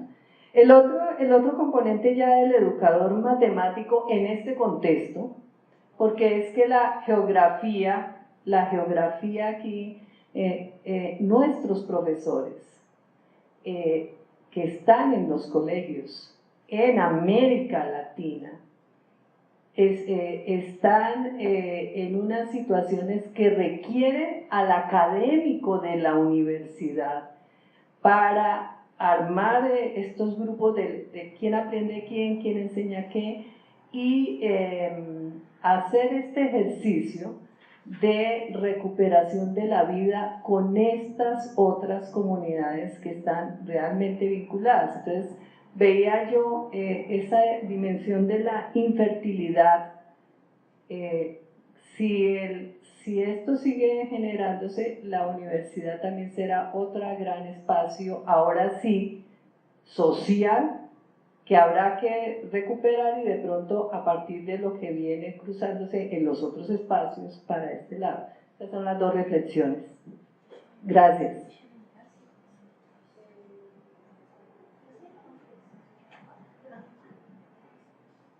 Está todo mundo muito cansado, mas eu quero falar um pouquinho sobre as duas colocações e me lembrar delas. Vou começar aleatoriamente. Okay? A primeira manifestação, Olga, tua, sobre a infertilidade, sim, este é um motivo pelo qual trago a comunidade acadêmica como observada pelas outras comunidades para nos dar uma resposta do que fazemos, se há significado e de nossa exclusão. Eu me coloco como uma acadêmica de fronteira, claro, sem plena noção, e eu não quero sair da fronteira, porque eu acredito que só aprendemos quando estamos no desconforto e na fronteira. No conforto não se aprende. Portanto, para mim, a infertilidade intelectual não está só na academia. Claro, é uma coisa transversal. E digo-te, em todos os lugares, do meu ponto de vista, pelo que estudei e vivi até agora, claro, posso mudar de ideia em tudo. Esta infertilidade vem mesmo de duas coisas. Uma é a falta de coragem que temos. E a outra é a nossa cegueira. E, se quiser, começo pela cegueira. A cegueira porque, desde um simples exemplo de uma grande professora de arte, a primeira educadora de arte, educação pela arte em Portugal, mora na costa de Caparica e nunca tinha visto o bairro. E foi uma voluntária belíssima. O que significa não ver? Esta cegueira que digo, ok? Nós na academia vemos o que nos interessamos, é o que eu estava dizendo na aula, quer dizer, não me interessa zero do Piaget. Compreende? Não acredito. Trabalho com multigerações, gosto de classe multigeracional. Uma criança ensina para um abuelo muito melhor, e aprende do abuelo muito melhor. Que essas barreiras de idade, esta parte, não é a minha praia intelectual. Mas eu não posso desprezar o conhecimento que alguns piagetianos têm que me completam. Compreende? Portanto, não posso ser cega. Tenho que estar aberta. Para estar aberta, estou na fronteira. E para estar na fronteira, estou vulnerável. Eu falo muito, me ponho muito vulnerável. Muitos teóricos, agora ouvindo isto, a maluca e a Mônica disse, não me interessa. Eu só falo o que vivi e o que senti. Ponto. Agora, eu não tenho a razão, eu não sou dona da verdade e quero me manter aberta, o que é muito difícil, porque as nossas convicções são muito fortes, ainda mais quando experienciadas. Portanto, e aí entra a coragem de quebrar, não barreiras externas, mas é primeiro quebrar as internas, de ter a situacionalidade minha muito bem resolvida comigo. Por exemplo, não almejo ser professora doutora, mas do jeito que eu estou sendo procurada, eu já serei. Mas serei no ambiente. Aí então é mais engraçado. Para você ver como as nossas convicções são muito cerradas. Quando sou invitada a sair do Instituto de Educação, onde foi para mim um lugar de opressão ao limite, e que depois de ser invitada a ir ser professora lá, depois de 7 anos que percebi que, Deus meu, me invitaram para me calar, que ingenuidade. E quando uma pessoa muito importante da minha ex-universidade, Nova em Lisboa, da área de ambiente, que não é do ambiente da arquitetura, mas está no ambiente, me disse, não menina, chega disso, acabou, venha trabalhar comigo. E fiz uma requisição de 6 meses que trabalhei nessa requisição, com uma fertilidade intelectual que custa cabelo branco, custa tempo, dói os olhos, não? Que tive que cambiar o meu projeto para um projeto de ambiente. E eu, antes de fazer esse exercício, muito pequenita que sou, liguei para o Biratã. Professor, me convidaram para ir para a Universidade Nova, para a Engenharia do Ambiente, Ciências e Engenharia. Ciências ainda fica um pouquinho contente, né? Ciências e Engenharia do Ambiente, mesmo sendo eu de matemática. Eu não posso. Pois não, professor.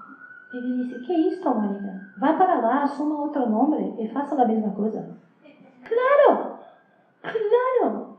Que depois de ter vivido tanta porrada, como que posso não ter pensado assim, quer dizer, não, continuo sendo discípulo. Um dia, quem sabe, pronto. E se não tem ele ali, se ele tem morrido antes de me falar isso, eu estava enclausurada. Compreende? Na própria gaiola epistemológica que ele diz. Na educação matemática, eu não sou nem nada brilhante. No ambiente, não sou nada brilhante. Tenho feito coisas muito bonitas. Descobri coisas maravilhosas desta coisa dentada do ambiente. De humano, da vida, do bio. Oh, que falta faz para que quando eu era educadora matemática. Oh, não era. Não, eu sou. Eu me sinto, porque o meu pensamento vem da parte do espaço. Isto para mim é uma grande questão científica que sistematizo a cada instante na minha vida. Portanto, não me sinto situada num lugar. Hoje eu agradeço muito, como tudo que ele fez por mim, ao Biratã, de ter me empurrado. Porque se eu não ouvisse isso de Biratã, porque muitos outros já tinham me dito, eu não ia. Okay? Porque é meu mestre mesmo. E com todos os erros de nome que ele tem, em questão de etnomatemática, que ele mesmo diz, não devia ter posto esse nome. Pronto, não devia. Porque etnomatemática é muito mais. E esse esmiuçar da etimologia, certa ou errada, que eles não se gostam, não se discutam, foi um alívio para ele poder mostrar que ia muito além de conceitos primários, humanos, matemáticos. E ia para aquela matemática não humana, que é a lógica da vida. Por isso, hoje em dia, a infertilidade se reina nesses mundos acadêmicos, que eu não conheço na mesma universidade, um colega, porque são guetos cerrados. Né? E quanto mais pés temos em diferentes background e temos que estudar para isso, melhor é. Mais difícil e talvez menos visibilidade, mas melhor é, porque mais compreensão, mais um olhar sistêmico teremos sobre uma coisa que estudamos. Portanto, sim, a infertilidade intelectual para mim, hoje em dia, do jeito que miro, é a maior causa da miséria econômica. De resto, não me lembro. Ajuda, Olga. O que mais tu disseste? Portanto, esta coisa de invisibilidade. Bien. Pues agradecer, Mónica, por la presentación que hiciste. Yo soy muy afín y por eso estoy aquí escuchándote, porque estas perspectivas me llaman la atención. Bom. Heraldo. Ualdo.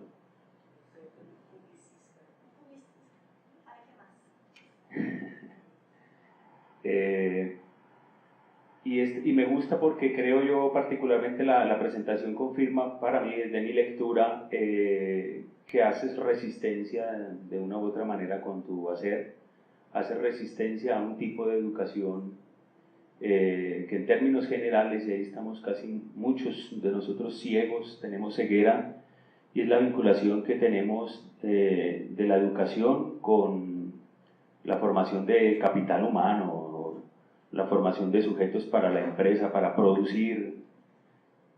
Y en ese orden de ideas, cuando todos estamos allí, no somos muy conscientes de ese ejercicio que hacemos de educación, pues por eso tal vez casi que aparecen contraconductas, aparecen resistencias, y tal vez lo que decía ahora la profesora Olga de las educaciones con adjetivos, pues tal vez responde a esa necesidad, ¿no?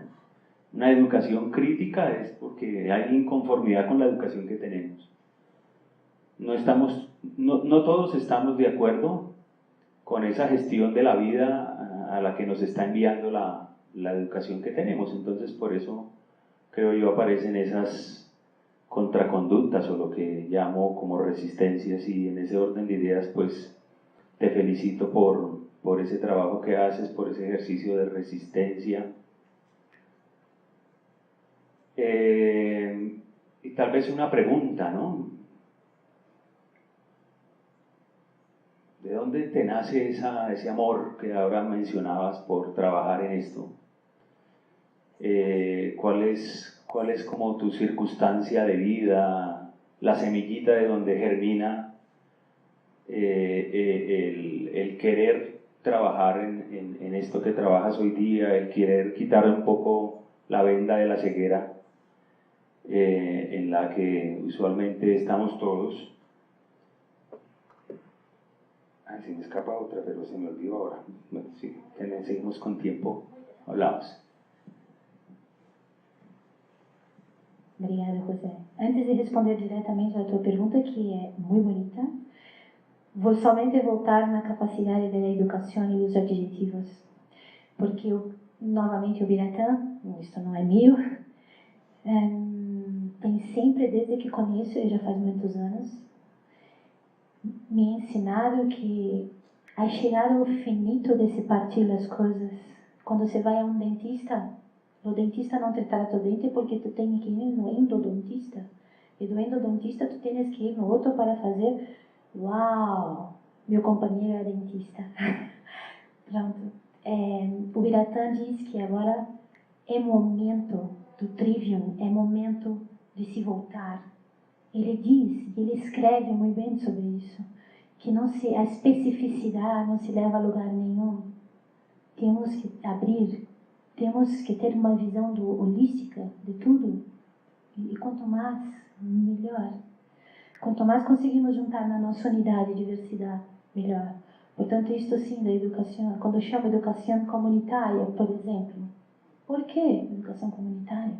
E isto vai embora comigo depois. Porque o Biratã me diz isso há muito tempo. Mas agora com vocês que este novo construto tomou significado para mim. Por que educação comunitária e não somente educação? Qual o medo disso? Vês que eu só escrevo sobre processos educativos. Porque não me interessa nada, me interessa é o processo. Para onde chega, cada um chega onde quer, pode e consegue.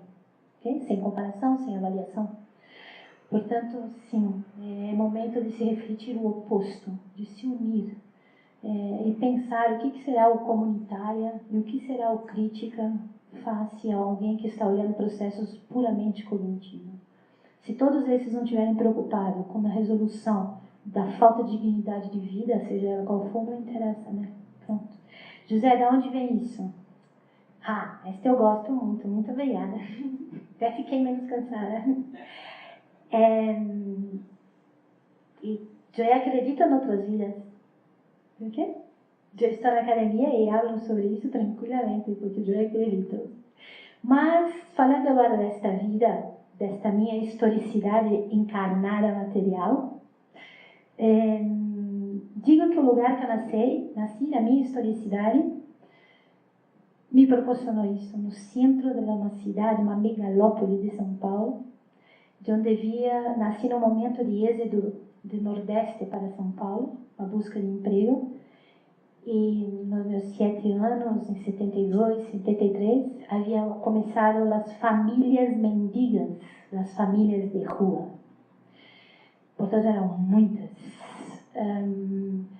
E isto sempre me comoveu muito, em caráter assistencialista mesmo. Não na questão intelectual, nem nada disso, nem política, mas me incomodava. Portanto, a outra vida. Não sei porquê, me incomodava de quitar meu casaco e dar para uma pessoa e minha madre quase me matava.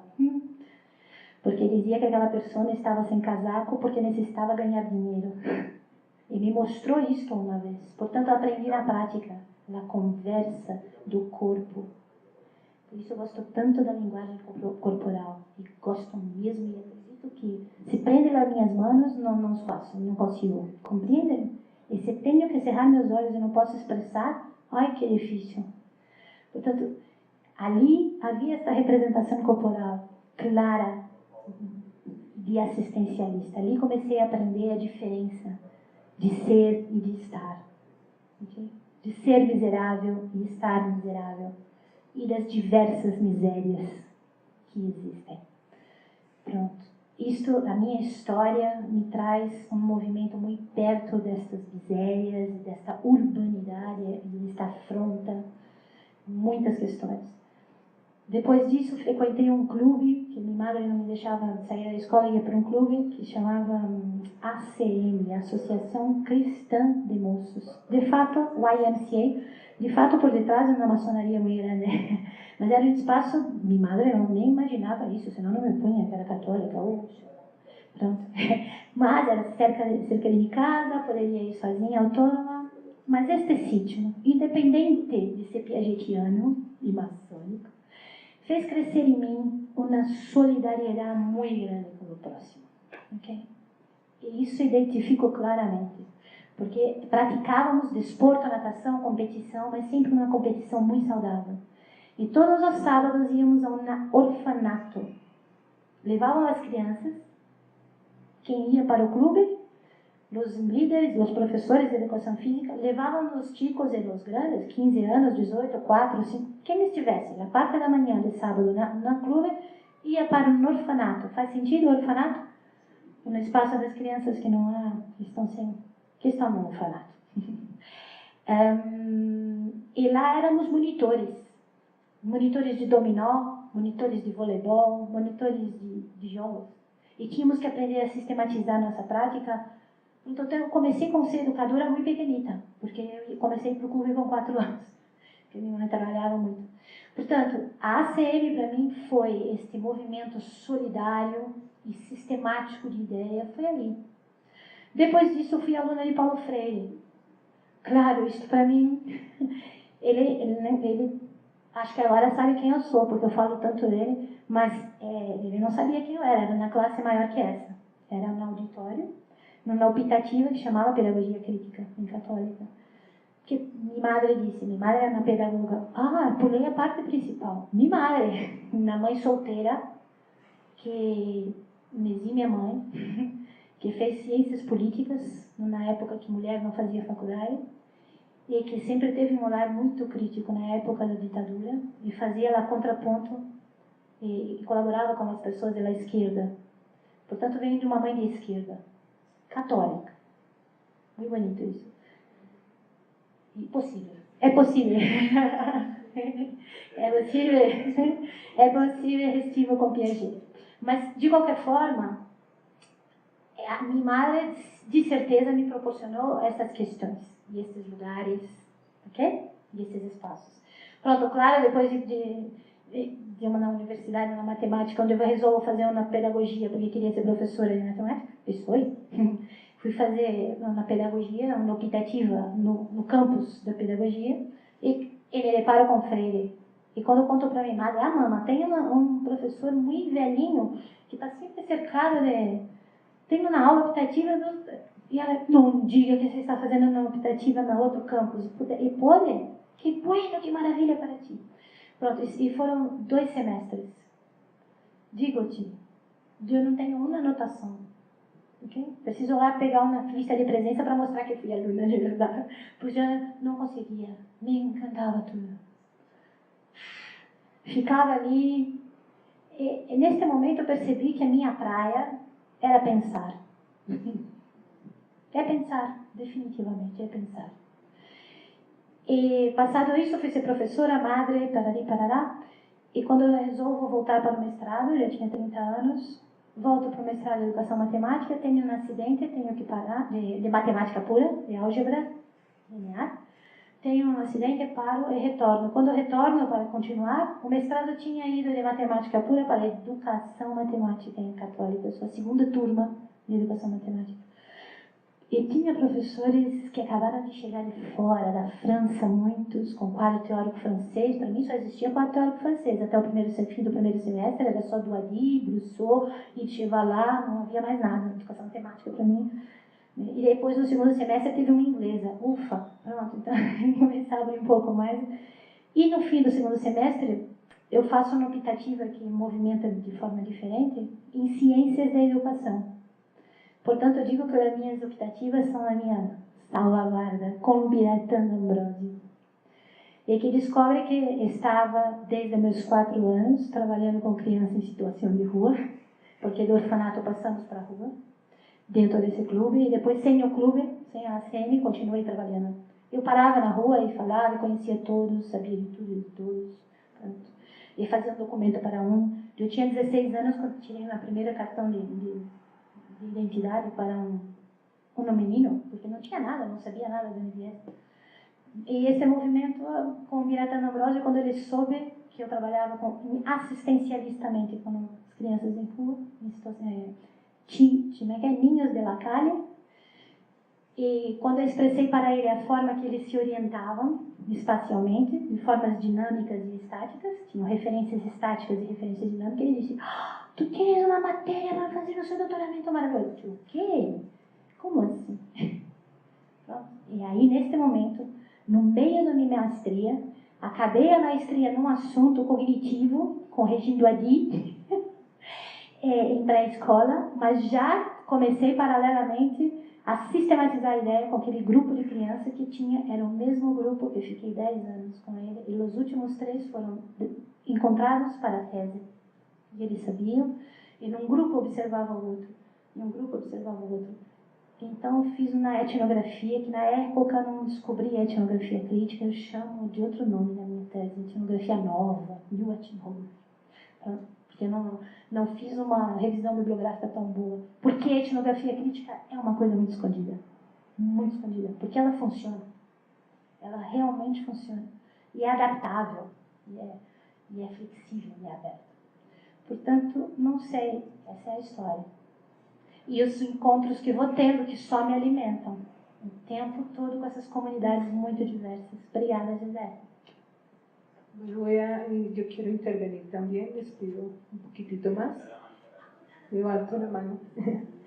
Bueno, pues no nos cansamos de regocijarnos de este encuentro, Mónica. Yo te había dicho que es un encuentro no solamente con un estudiante y una tesis, sino con un grupo, con un énfasis, con un programa, con una universidad, con una comunidad académica en Colombia, y sigue siendo muy grato escuchar todo lo que hemos escuchado estos días. Yo me quedo pensando, yo vengo del lenguaje, ustedes saben que yo vengo del lenguaje, me quedo pensando de acuerdo con lo que hemos ido estudiando nosotros en términos de buscar maneras de mejorar la educación, de mejorar los procesos educativos, sea cual sea el enfoque, sea cual sea el lugar donde teóricamente nos ubiquemos, pero finalmente tenemos el mismo interés. Finalmente nos interesa pensar cómo mejorar estos procesos y cómo incluir a todos, o más bien hacerlo con todos. Y en ese sentido pues tenemos muchos puntos de encuentro. Me quedo pensando un poco en la perspectiva que planteaba Olga Lucía, la necesidad histórica de adjetivar. Y hay unas razones históricas. Digamos, estamos en la época en que más movimientos sociales estamos conociendo, y las razones son económicas, son políticas, son globales, no son solamente de un sector del mundo, son globales, y las formas de resistencia pues son múltiples, pero digamos la percepción es cómo dialogar realmente entre comunidades, que muchas veces son del mismo entorno cultural, pero son distintas comunidades. Y entonces, cómo realmente establecer un diálogo, y por ejemplo, diálogos que requieren, me gusta mucho que hayas dejado la de la fertilidad intelectual y a la vez su contracara, la infertilidad intelectual, porque requieren justamente ir minimizando la injusticia cognitiva global. Creo que es una expresión muy importante en este caso y que se puede instalar desde una perspectiva etnomatemática, pero también se puede instalar desde una perspectiva didáctica y se puede instalar desde la teoría de la argumentación, se puede instalar definitivamente desde muchos lugares teóricos y de acción educativa que estarían tendientes a pensar que ese es un aspecto fundamental del que tenemos que hablar todos, sea el enfoque desde el que sea, pero es un aspecto fundamental, porque sí que las grandes desigualdades están instaladas en ese aspecto, están instaladas en ese aspecto. Y muchas veces también tenemos que mirar qué es lo que pasa, si es que es el saber local o tiene que ser un saber, como diría un pedagogo colombiano, un saber local, es decir, donde converja lo local y lo global. Porque también a veces tendemos a decir, no, las comunidades tienen que permanecer con sus saberes ancestrales, y bueno, y entonces. Y por esa razón, yo desde el lenguaje empiezo a pensar la necesidad de, por ejemplo, de sí o no hablar de alfabetización crítica. ¿Qué es alfabetización crítica? Cuando alfabetización plenamente significa que los sujetos entremos en las prácticas de lectura y de escritura, de oralidad, de hablar, leer, escuchar y escribir plenamente como sujetos discursivos. Entonces, decirle crítico sería una redundancia. Si estamos hablando de alfabetización desde la perspectiva de Emilia Ferreiro, desde la perspectiva de Chartier, desde la perspectiva de quienes hemos visto el problema de la alfabetización como un problema que se necesita para todas las comunidades. Y en ese sentido, alfabetización no se refiere a pensar, aprender a leer funcionalmente. Y así va a pasar con muchos otros elementos. Entonces, yo lo que alcanzo a percibir es la necesidad de dialogar más profundamente entre enfoques, entre campos, de la fertilidad del diálogo transdisciplinar, interdisciplinar, de los grupos, es decir, esta infertilidad intelectual en la que estamos unidos en las universidades, porque estamos respondiendo, como decía Aldo, estamos respondiendo a los cánones y a los estándares de publicaciones infértiles, ¿sí? Y nuestra pelea, por ejemplo, en nuestro grupo es con conciencias, porque ¿por qué no se reconoce algo que Aldo decía? Esas prácticas que no van a ser reconocidas en una revista indexada a uno, estos procesos que no van a tener la forma típica o prototípica de los artículos A, no lo está. Y bueno, pero ahí viene lo que decía Mónica, ¿no? Y entonces necesitamos el coraje ético y estético además, porque no es solamente la pelea, sino es que esta forma, cómo cobra sentido para nuestras comunidades, esta forma de proponer artículos o formas de difusión o formas de nuestro conocimiento que producimos. Entonces creo que necesitamos una fuerza conjunta para mirar todos esos temas y para combinar lo cognitivo con lo social, con lo sociocultural. Necesitamos hacer esa combinación. Isso é. Bom, ela não fez nenhuma pergunta, né? Porque não tinha 2 pontinhos assim, no começo e no fim. Obrigada da fala, Dora. Graças. Queria só lembrar uma coisa. Eu compreendo no processo histórico a importância de se chamar alfabetização crítica, porque a alfabetização em massa, quantas pessoas não tinham a leitura, não? Agora, hoje, penso que estamos em outro momento, no momento de, ao contrário, né? Um momento de união. Em relação a essa questão da comunidade, qualquer comunidade, porque quando pensamos em comunidade, pensamos em cidade, mas não precisa, pode pensar na tua família, né? Mas aquela comunidade indígena, porque é o que mais se agrada a falar, né? É mais estiloso a falar, pode-se falar de outra, mas quem sabe. Então, na comunidade indígena, ela, se desejar ser alfabetizada, tem que estar em contato, um encontro com alguém que é alfabetizado. Alfabetizado no sentido de alfabeto, não? Tem que haver um encontro de desejo próprio. A imposição já passou, a época dos jesuítas já ficou lá para trás. Não se faz mais processos de ter que aprender. Mas o processo hoje em dia é ser aprendendo. O ter tem que cair. O ter tem que cair. Eu não tenho nada. Por exemplo, eu não tenho nenhum artigo com as etnias indígenas. E eu tenho muita experiência com eles. Por quê? Porque eles estão passando por um processo lento. Estou falando dos que trabalham. Um processo lento de letramento. E no ano de 2019 receberei o primeiro doutorando indígena. Então, se ele desejar, escreveremos juntos alguma coisa. Se ele desejar. Mas esse processo tem que ser escrito em conjunto. Por isso, às vezes, as normas de se escrever com alguém que não é reconhecido na norma não é aceito para a publicação. Portanto, para mim não faz sentido. Eu não sou a favor do paper fabric. Eu não fabrico papers. Eu escrevo o que eu acho que ética e esteticamente está tudo ligado. Eu vivi e tenho condições sozinha, individual, de escrever. Quando não tenho, tem que ser em conjunto. Quando o processo foi muito em conjunto, não dá.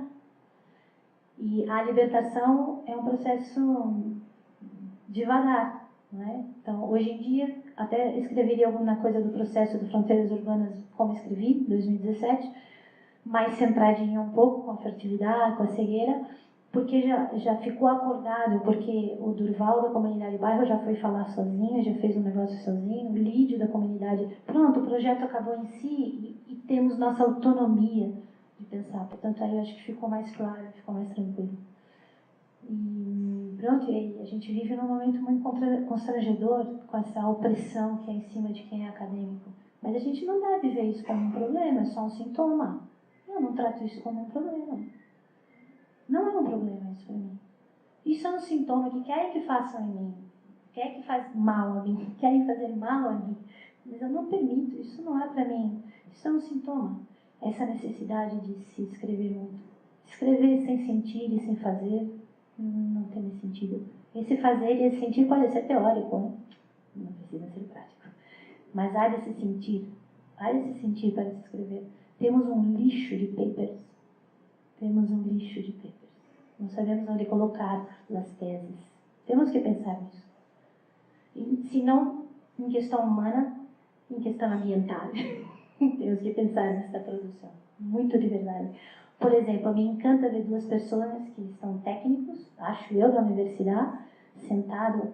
Isso devia ser sempre. Sempre que acontece um encontro, temos que convocar todos da universidade. Se a senhora do café está disposta a assistir, quantas vezes no Instituto de Educação, ficavam desesperados comigo, não passava o diretor, estava eu, os alunos que pagam, de mestrado, e 2 ou 3, uma faxineira, alguém do bar, participando da aula, da classe. E era muito frutífero para todos. Okay? Bueno, muchísimas gracias, Mónica.